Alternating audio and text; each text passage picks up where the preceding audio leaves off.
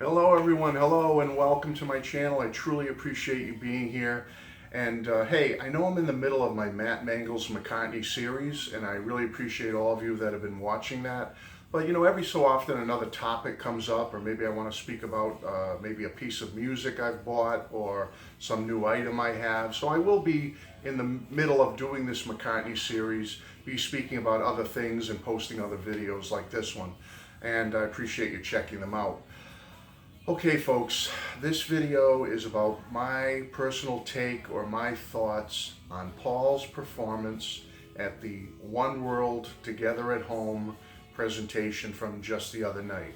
It's been a couple of days now. I think we've had some time, if we have seen it, to digest it, to think about it, and I certainly have. And so I just want to give my 2 cents and my thoughts on it. Let me start off the bat by saying I do appreciate all the artists, performers, musicians, presenters, the host, for putting that on. I mean, in these times, you know, anything like that that can give people a little bit of hope or enjoyment is a great thing, and I thank them all. So let me just get that right off the bat.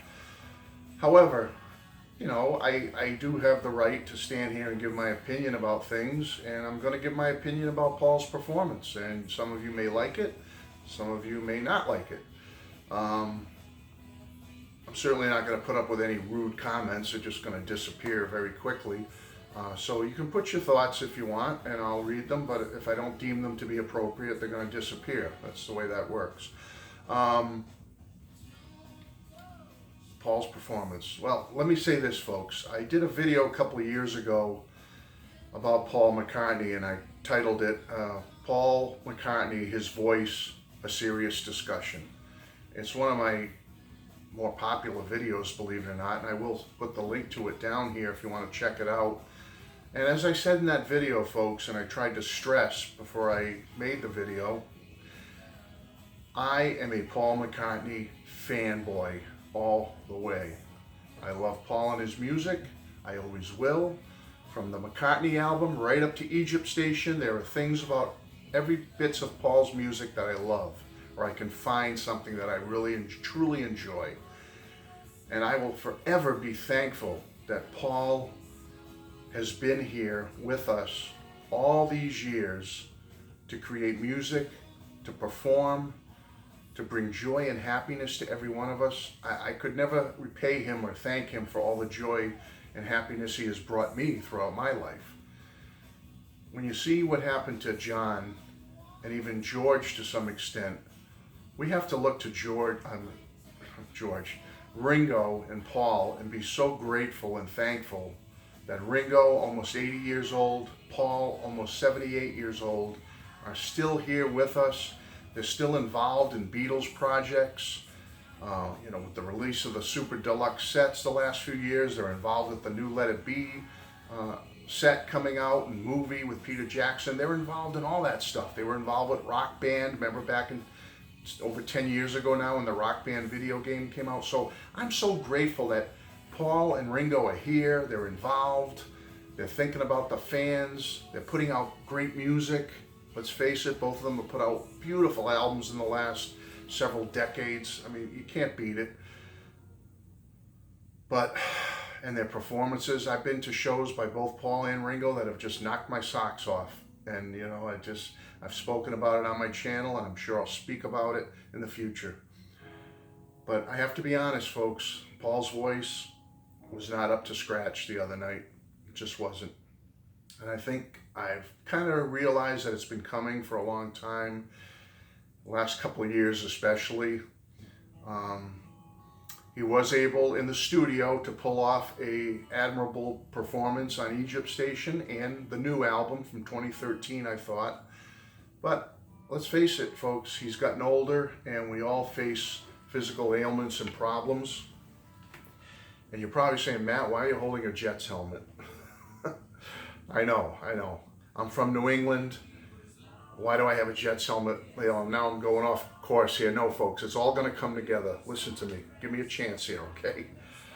When I was a little kid, the Patriots had only been in the league 10 years maybe. They started in 1960 in the American Football League. Folks, they weren't that good. In fact, they stunk, okay? They might have made the playoffs a couple of times in the 70s, but then like a balloon, they'd always, pop the balloon, they'd always flop, okay?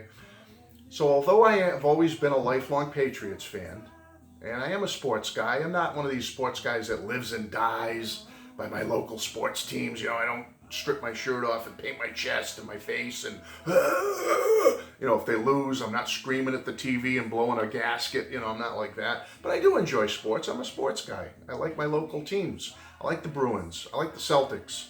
I like the Red Sox. Okay? And I like the Patriots. They're my teams. Okay?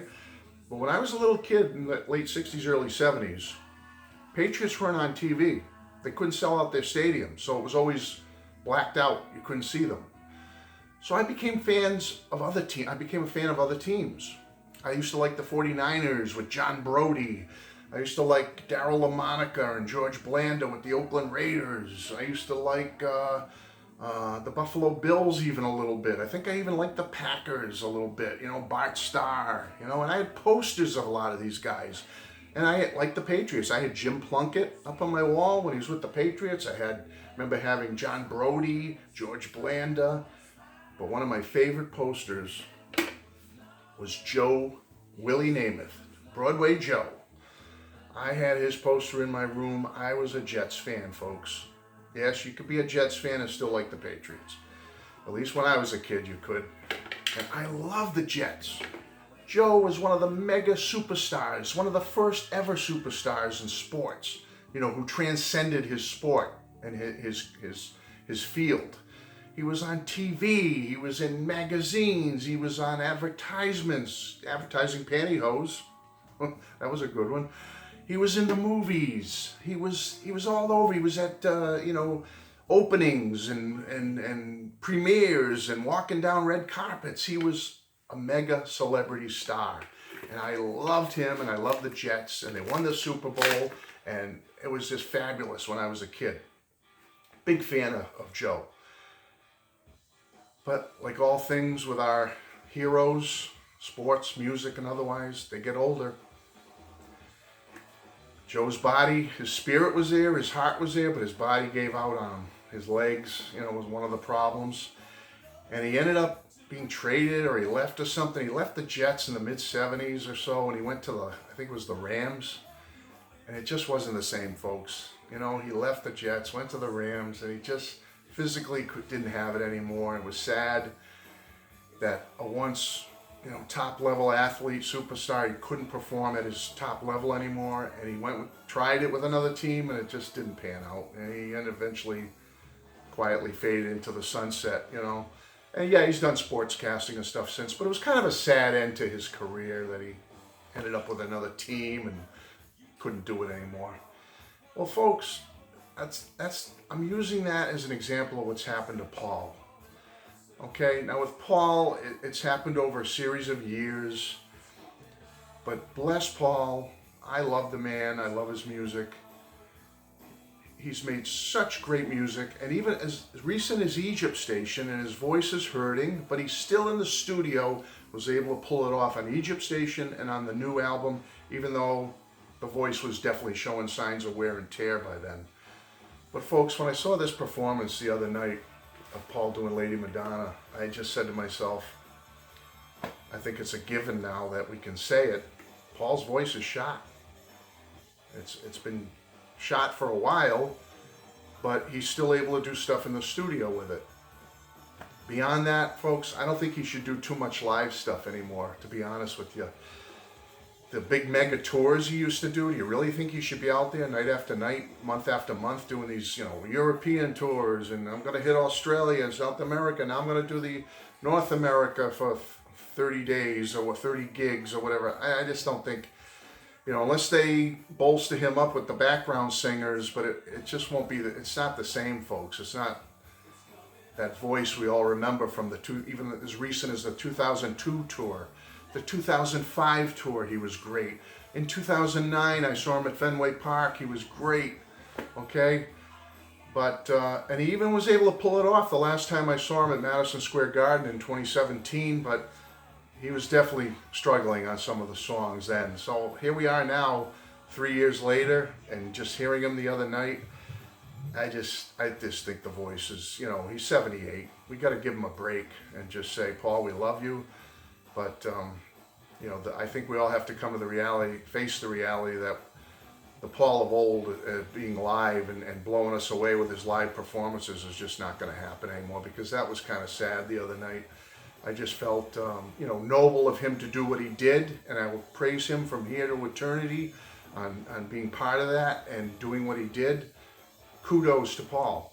But as far as, what the average person is seeing out there who's not too familiar with Paul or the Beatles or just a casual fan, and they see that, they're just going to be like, oh boy, his voice is gone. That was terrible. That's what they're going to say. Let's be honest. Whether it's fair or not, well, that's what they're going to do. I just think it's time for Paul to very limit what he does live and how he does it. And studio, I still think he can maybe pull off one more album in the studio. Going in on days when his voice is really up to it and feeling good, and he's got a little bit of timbre and vigor to his voice. That's when you go in and record, But the live stuff, it's not happening. That's it, folks. Just want to give my take. It was very disappointing for me and kind of a bummer and sad, because I'm used to seeing Paul and his performances just knock people up and blow people away, and he just doesn't have that ability anymore. He just doesn't. All right, that's it. That's my thoughts on it. Take care. God bless, and I'll be back soon. Bye-bye.